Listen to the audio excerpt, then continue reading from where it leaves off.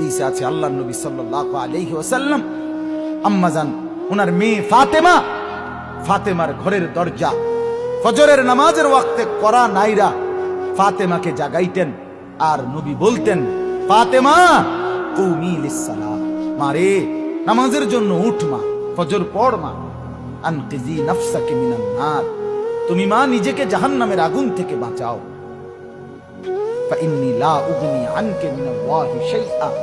নবী বলতেন, ফাতেমা হাসরের ময়দানে মুহাম্মদের মেয়ে এই কথা বললে আমি তোমার কোনো উপকার করতে পারব না।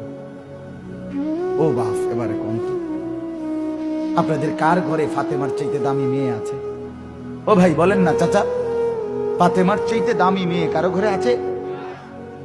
ফাতেমা কে চিনেন? ফাতেমা সে যার বাবার নাম মুহাম্মদুর রাসূলুল্লাহ সাল্লাল্লাহু আলাইহি ওয়াসাল্লাম।